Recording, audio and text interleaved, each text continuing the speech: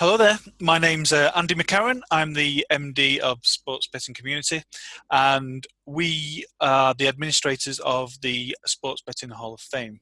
Today, I'm very pleased to be able to introduce Bill Mummery into the Sports Betting Hall of Fame. So, Bill, thanks very much for your time today. No, thank you for a true honour. I'm delighted. Thank you. I see the awards there, pride of place already, so that's good news. Yeah. Going back into how you started in the industry, your first real involvement was Betton Internet, is that right? Yeah, it is. That was back in '98. I became involved with a group of people that wanted to develop the idea. They already had a telephone-based call centre operation here on the Isle of Man at that time. I had done 25 years with Granada Television. A lot of that was based on my deep technical background. They got me involved in working up a solution, and I actually owned the domain name Bet Internet. And I think in the early formative years, that was a very strong brand. It did what it said on the tin. People understood it. We took that to the AIM market in 2000, and I stayed with it until the end of 2004. So what was in the formation of Bet Internet? How did you get it to such a degree where you could even do a flotation? Well, we were fortunate to be almost first to market, certainly as far as the Isle of Man and the jurisdiction is concerned. We'd invested heavily, not least in a lot of people's time, to prepare us, first of all, for the platform, the regulatory requirements, and we had quite a meteoric kickstart, as it were. And within 2 years, we had a story to tell to the city. And bear in mind that 2000 was probably just about the end of the so-called dot-com boom, but we were able to get it away quite readily in about May of 2000. A lot of hard work, belief and commitment, but it paid off. So it must have been quite exciting in those early days, feeling like you were the pioneers of a potential whole new industry. Yeah, hindsight's a wonderful thing. There's things that you would, with hindsight, do differently. But considering that everyone from governments to regulators, yourselves, everyone really was working from a blank sheet of paper. And it worked. So no regrets. I mean, it must be quite interesting. Obviously, you mentioned your background in with Granada TV. I know a lot of that was in Africa. I mean, what lessons did you learn from the broadcasting industry that you could bring forward and use with Bet Internet and others, the other positions you've had since then? Yeah, I spent 25 years with Granada, and probably 15 of that was shared between Africa and Asia and Hong Kong. So I guess, first of all, unrelated to the business per se and your technical background, it was a very good way of learning how to build and operate companies in a cross-cultural environment. And for example, in Africa, the starting point is understand you are a guest in someone else's jurisdiction and treat it with respect. And the old adage that respect isn't given, it's earned. So that was a good grounding in Africa. Obviously, Hong Kong is a much more sophisticated market, but still, I think I was the only expatriate, and I had a staff of nearly 400 in Hong Kong. So it's beholden to you to take those people with you. Things like learning the language, learning the culture, and so on and so forth. Frankly, I'd go back to Hong Kong tomorrow if I had the opportunity. It's a wonderful experience. Yeah, that's interesting. Especially the way the industry is, certain business these days with telecommunications, you can have offices all over the world. So I suppose broadcasting was one of the early one of the early, along with banking, one of the early multi-corporation international businesses in that way. Yeah, it was indeed. And even back in the late, I guess about 1980, it was already unusual to find an opportunity to introduce from scratch a complete broadcasting corporation for a government that up until that time had not had television. So that in itself, in terms of your individual career, was a big opportunity. I mean, you've always been a big advocate of the Isle of Man as a place to work, specifically for the gambling industry. And after you left Betton Internet, you worked in the Isle of Man government and the promoting the island, and it's certainly, again, it's pioneering approach to iGaming. I mean, why do you think the Isle of Man was so forward thinking with that? Well, I was asked to help them in 2004 when it became known that I was exiting the Bet Internet business. I wasn't sure what I wanted to do next. And I genuinely thought it was an opportunity to put something back into the economy and the community. And I think what made it for the Isle of Man work was you had an English-based legal system. You had a government that was behind the concept of this economic vertical right from the beginning. And I'm actually very proud that today it represents 25% of our gross domestic product. And with current events across the global landscape, I can only see that growing here in the Isle of Man. Its attractiveness has increased over and above the legislation, the regulation. We have what is now regarded as one of the best regulatory frameworks and a regulator in the world. We had a comparative advantage in the beginning. BT had been here for 50 years, the telco infrastructure, both on island and off island. So it was just picking on the comparative advantage that you had and developing it. And as I say, it's become, one could even argue, in excess, because 25%, quite a chunk of your GDP, come out of a single vertical. I can't be responsible for what the next e-gaming is, and at the moment, it's key that we keep the economy driving forward. Yeah, I mean, something else that Isle of Man's been at the forefront of is regulations around the crypto side of things as well. So it seems to be very forward thinking when it comes to industries like that. I mean, clearly I'm not Manx by birth. I came here, as one does, as a director of Granada for one evening to attend a function, have a look at the business, say a few words.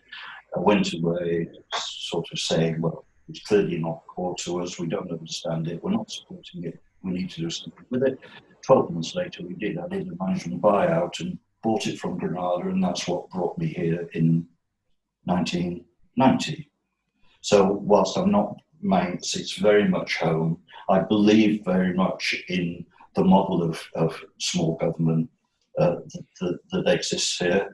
And in my spare time, I currently have 3/4 government appointments from the chairman of the broadcast operation, which is perhaps fairly natural, to the utilities board, which is vital because that's where we get even a comparative advantage in terms of the quality of our electricity supply when you look at some other competitor jurisdictions, and on the Civil Service Commission. So great believer that, again, we are a guest in someone else's country as a nation company.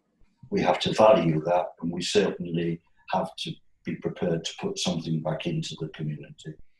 No, I mean the phrase you've used a few times there, guesting of someone else's country, is an extremely perceptive way of that some people, some companies, when looking at new markets, perhaps don't embrace as much. I mean, does that kind of philosophy come with you when you joined SBO Bet? Yeah, I mean, I guess if I go back far enough, my time in Africa, I got very involved in Rotary as a movement, and lots of opportunity in Africa to get engaged in one's community through the sort of stuff that Rotary does. And so I guess it becomes part of your personal set of values. And if you're in the right organisation and the right position in the organisation, you are allowed to shape not just the P&L, as it were, but also shape the culture of the business. I'm very lucky. My shareholders are ultra supportive when it comes. We have a recognition program each year, just one of the things we do. And in a small community, we will award £100,000 worth of awards to local third sector organisations. It can't be lip service. You've actually got to live it and breathe it. And with respect, I think we do that quite well here. I mean, one of the things, certainly from a wider industry perspective, that you've been very successful with since being at SBO Bet is on the shirt sponsorship, certainly in the Premier League. I mean, while there were some gambling firms partnering with football clubs early doors, as soon as it was allowed, shall we say, you were really the first one to break the mold and look at it from an international market perspective. I mean, why do you think nobody else had really thought of it at that point? Well, first of all, of course, the price of entry into Premier League sponsorship, even back in 2009. It wasn't for the faint-hearted, but you also needed to have a match with where you were on your journey of development. And for me and for us, clearly the Premier League is a quality product.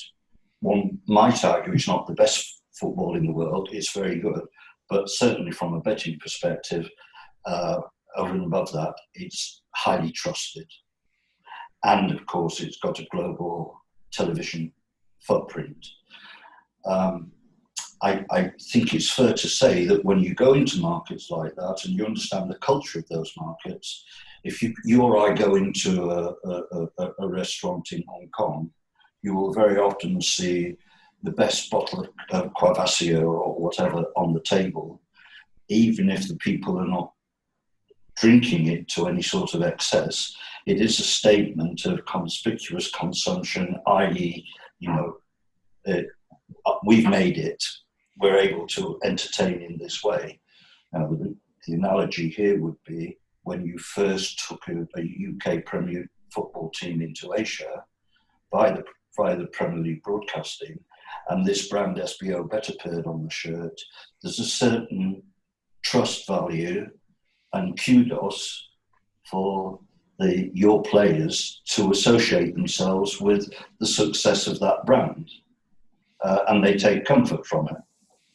So it allowed you to sort of tap into the cachet, and like you say, the confidence and respectability in the Premier League brand as well as the team in a market where I guess trust means a lot. I would say, without doubt, our three characteristics as a brand, and you wouldn't want to change the order of them. First and foremost is trust. Secondly is value. The Asian market is extremely value conscious. And the third one would be speed of payout. That's not taking your money back to your bank account. That's settling a game. So the guys who are not leisure punters, they're not emotive leisure punters. They're heavily into their stats. They do their homework. When one set of games is finished and they're waiting to move on with the clock for another hour, another set of games, what they want to see is the winnings from the games that have just finished immediately available back into their accounts so that they can decide what they're going to do with the next set of games. But certainly trust and value are absolutely key.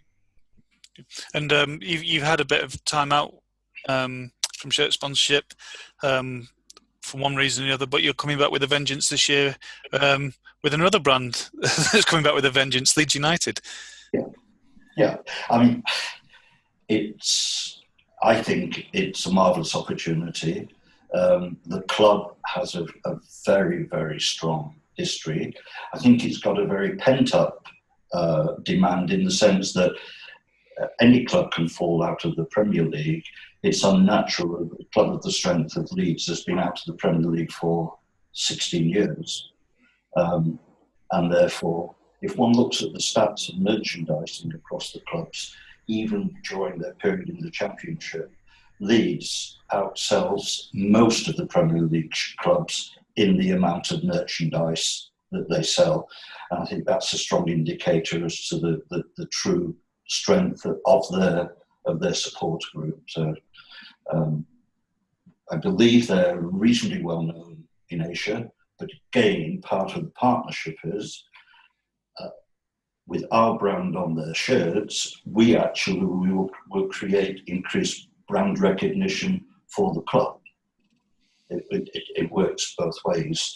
And SBO Top is really a campaign to extend further our reach into the B2C leisure market, as opposed to the very, very smart bettors. I mean, that's something you mentioned, and it's something that other Asian brands who've done partnerships with clubs in the past have emphasised. I don't think there's enough people realise that it's a bit of a two-way relationship for the clubs in new markets when they're all looking to go global as well.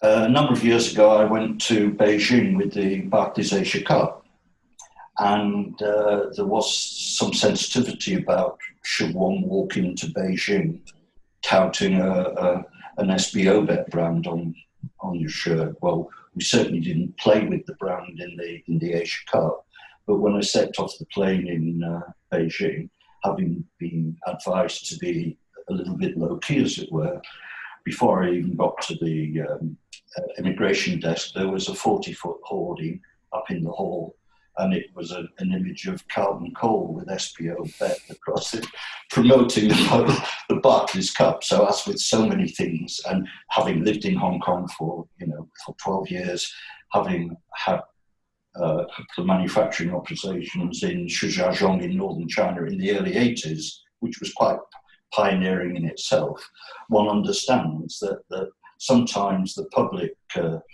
representation may not match the appetite that sits behind it. I mean, so much of your business now is obviously in Asia, and Asian Handicaps you mentioned earlier are obviously the bread and butter. I mean,